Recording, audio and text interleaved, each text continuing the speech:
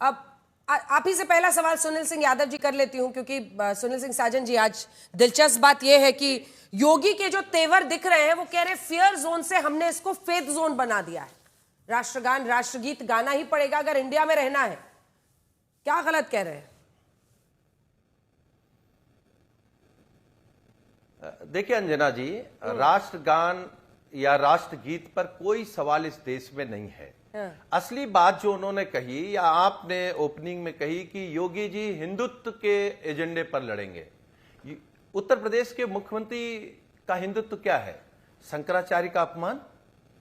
क्या हिंदुत्व है इनका? साधु संतों की जटा पकड़कर लात घूसों से मरवाना क्या है हिंदुत्व? पिछड़ों का अपमान, दलितों का उत्पीड़न, यह हिंदुत्व? हिंदुत्व के नाम पर क्या कर रहे हैं? पिछड़े दलितों का आरक्षण छीनना। अगर उत्तर प्रदेश में पिछड़ों दलितों का आरक्षण किसने खाया है? योगी आदित्यनाथ ने खाया है। इनके चेहरे पे जो लालिमा दिखाई दे रही है वो पिछड़े और दलितों के बेटे और बेटियों की नौकरी खाकर के लालिमा दिखाई दे रही है। ये हिंदुत्व पर लड़ेंगे? ये राष्ट्रगान की बात करते हैं। इनके पुरखों ने तो कभी राष्ट्रगान नहीं गाया। ये आक्रांताओं की बात करते हैं। आक्रांताओं के पक्ष में हम लोग कभी नहीं रहे। लेकिन इनसे पूछिए इनका इतिहास क्या है? अंग्रेजों की गुलामी किसने स्वीकार की? अंग्रेजों के खिलाफ कौन लड़ रहा था और कौन मुखबिरी कर रहा था? कौन अंग्रेजी हुकूमत के लिए काम कर रहा था? इनके पुरखे तो चाहते नहीं थे ये देश आजाद हो। ये भारत माता की बात करते हैं। ये भारत माता के आरोपी हैं।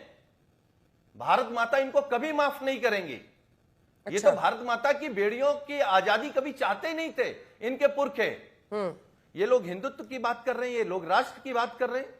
और उत्तर प्रदेश में पीडीए के लोगों का वोट कटवा करके आप चुनाव लड़ना चाहते हैं अंजना जी, क्योंकि 2024 में पीडीए के नारे के साथ हम लोगों ने भारतीय जनता पार्टी को उत्तर प्रदेश में हाफ किया है और 27 में इसी पीडीए के नारे के साथ माननीय अखिलेश यादव जी के नेतृत्व में हम लोग भारतीय जनता पार्टी को साफ करेंगे।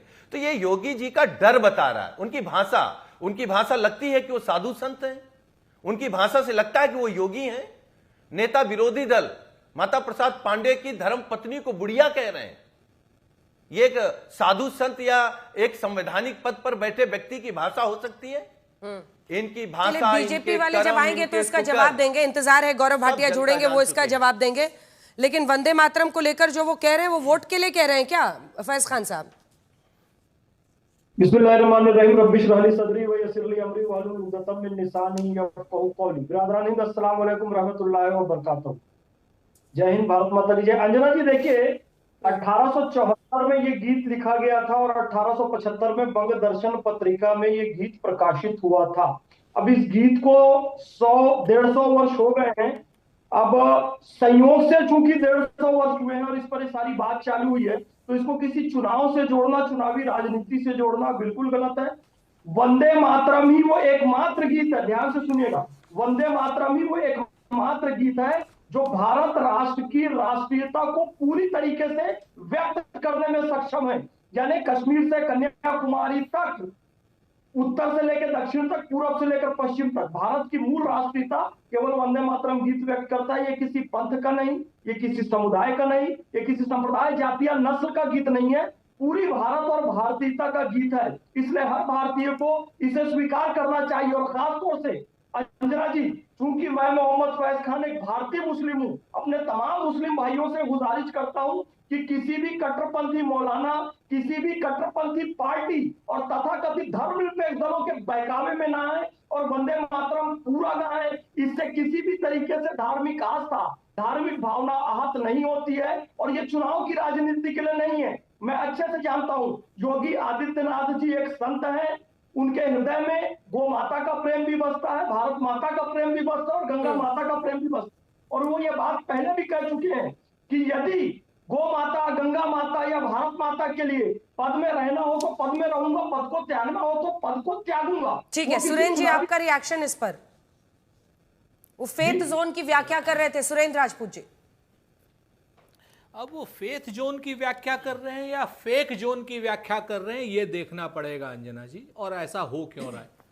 हिंदू मुसलमान के नाम पर नल की, नील की, कोल की, भील की, पिछड़े की, दलित की, आदिवासी की, महिला की, नौजवान की, किसान की, इन सारे के अधिकारों की हत्याएं क्यों हो रही? आप हमें बताइए ना, कौन सा फेथ जोन आ रहा है? ये फेक जोन आ रहा है जहां पर जेल में आरोपी मारे जाते हैं, अस्पताल में आरोपी मारे जाते हैं, कचहरी में आरोपी मारे जाते हैं। कस्टोडियन डेथ में उत्तर प्रदेश नंबर 1, जिस जगह पर दलितों को मुंह पर पेशाब करके चटवाया जाता है। महिलाओं के अपराध में उत्तर प्रदेश नंबर 1। कौन सा फेथ जोन है? ये अपराधियों के लिए फेथ जोन है, ये आम नागरिकों के लिए फेथ जोन है? इसकी बात अगर उत्तर प्रदेश के मुख्यमंत्री करें तो बेहतर होगा। आ जाएं, वो आंकड़ों पर बात कर लें। 40 लाख करोड़ रुपए का उन्होंने निवेश की बात किया था, क्या नाम, एक उसमें, और आज तक अगर उन्होंने 1000-2000 करोड़ से ऊपर का कोई निवेश आया हो तो वो बता दें, या किस बैंक ने उनको लोन दिया है, कितने 69,000 शिक्षकों की नियुक्ति अभी तक हो गई हो, या 2011 के जो बीट टेट के बच्चे हैं उनको अगर उन्होंने रोजगार दे दिया हो, या फिर तमाम जगहों पे जो वैकेंसीज खाली हैं 4 लाख से ज्यादा उनको उन्होंने भर दिया हो, तो फेथ जोन की बात हो। तो फेथ जोन की बात वाले न करनी पड़े, आज की डेट में उन्हें नौकरियों की बात न करनी पड़े, विषयांतर करने चले जाते हैं। जो लोग इतिहास में जनगण मन अधिनायक का, तिरंगे का, संविधान का और विरोध करते हो, जिन्होंने संविधान जलाया हो, पैरों से कुचला हो और तिरंगे को अशुभ बताया हो, और जिनके एनजीओ जो अनरजिस्टर्ड एनजीओ है उसमें तिरंगा फहराने में 56 साल लग गए हो, वो लोग आज की डेट में हमें राष्ट्रीयता और हमें भारतीयता या हमें राष्ट्रगान या राष्ट्रगीत सिखाएंगे? उचित नहीं है।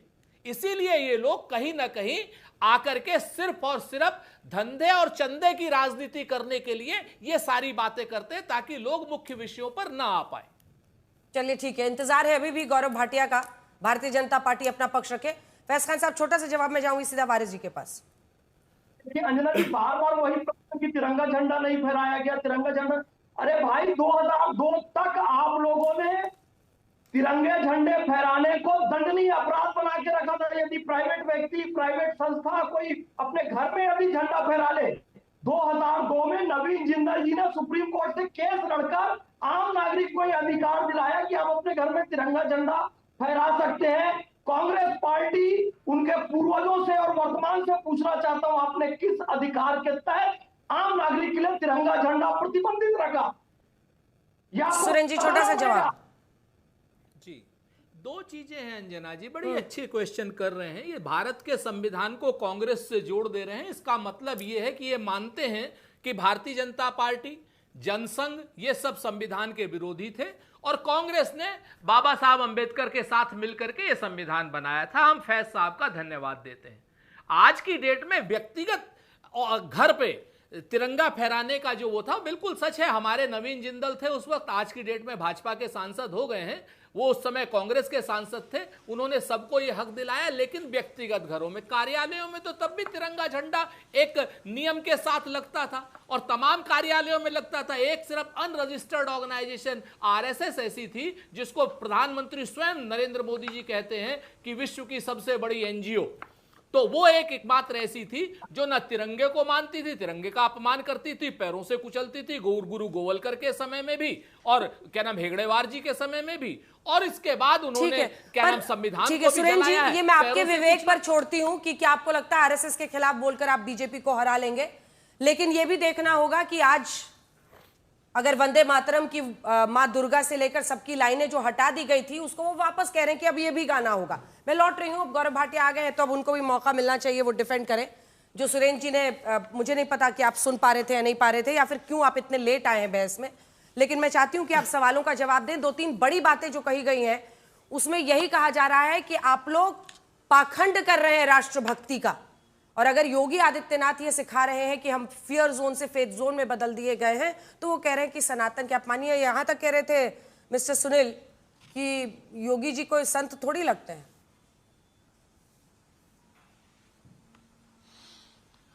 देखिए अंजना जी, सबसे पहले तो मैं आपको जानकारी जरूर देना चाहूंगा। लेट हम नहीं हुए, आपकी टीम लेट आई।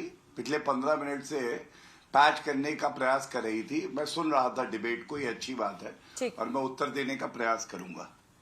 2027 का ये जो उत्तर प्रदेश का चुनाव है, हमें एक बात समझनी होगी। इस चुनाव में हैट्रिक लगाएंगे योगी आदित्यनाथ जी और सरकार बनेगी भारतीय जनता पार्टी और एनडीए की, और हिट विकेट होंगे अखिलेश यादव। और मैं आपको कारण बताता हूं। सबसे पहले ये जो तुष्टीकरण की राजनीति है, सांप्रदायिक राजनीति है, इसका अंत किया है योगी आदित्यनाथ जी ने विकास की राजनीति को आगे बढ़ा के, जहां अब शासन मजबूती से सुनिश्चित करता है कि कानून व्यवस्था स्थापित हो। और अखिलेश यादव के समय में कानून व्यवस्था ध्वस्त थी, अखिलेश यादव मस्त थे। सबसे पहली बात यह। और तुष्टीकरण कैसा था अंजना जी, आप याद करिए, मुजफ्फरनगर दंगे हुए, केंद्र में कांग्रेस की सरकार थी और प्रदेश में अखिलेश यादव आधे मुख्यमंत्री थे, और दंगा रोक नहीं पाए। साल में 200 दंगे होते थे। मुआवजा देंगे 1800 मुसलमान परिवारों को। सर्वोच्च न्यायालय ने फटकार लगाई, भाई दंगा हुआ, तुम रोक नहीं पाए, विफल हुए, केंद्र की सरकार विफल हुई। आप जो है क्यों केवल मुसलमान को मुआवजा देंगे और हिंदू को नहीं देंगे? उसके बाद ये पलटी मारते हैं। आज भी वही राजनीति आगे बढ़ा रहे हैं। मैं अचंभित रह जाता हूं कि अखिलेश यादव जी कर क्या रहे हैं। आप बताइए, वंदे मातरम राष्ट्रगीत है हमारा, और उनकी पार्टी के वरिष्ठ नेता अबू आजमी कहते हैं हम नहीं गाएंगे। और ये जो हमने 6 स्टैंजा की बात करी है वो नहीं, जो पहले था संशोधित वाला था, उस पर भी वो आपत्ति करते थे। ये क्या दर्शाता है? इनको तुष्टीकरण की राजनीति करनी है। दूसरी बात देखिए, योगी आदित्यनाथ जी, और ये मैं आज तक के आंकड़े दे रहा हूं, डकैती में 84% की कमी, मर्डर में 41% की कमी, बलात्कार में 26% की कमी, और लूट में 78% की कमी। जहां अतिक्रमण है वहां बुलडोजर अपना काम कर रहा है। लेकिन अब याद करिए, जब तुर्कमान गेट में बुलडोजर चला था तो इनके सांसद ने क्या कहा था? वर्दी पर पत्थर मारे गए, वर्दी लहूलुहान हो गई, और इनके सांसद ने कहा था एक्शन का रिएक्शन तो होगा ही। मतलब ये जंगल राज वापस लाना चाहते हैं, और उत्तर प्रदेश की जनता कहती है जंगल राज अब कभी आने नहीं वाला। गर्व से हमें राष्ट्रगान हो या राष्ट्रगीत हो, ये गाने में कोई परहेज नहीं होना चाहिए। और इसका जो विरोध करते हैं वो सही में मुगलों, बाबर और औरंगजेब की औलाद है, ये जनता देख रही है।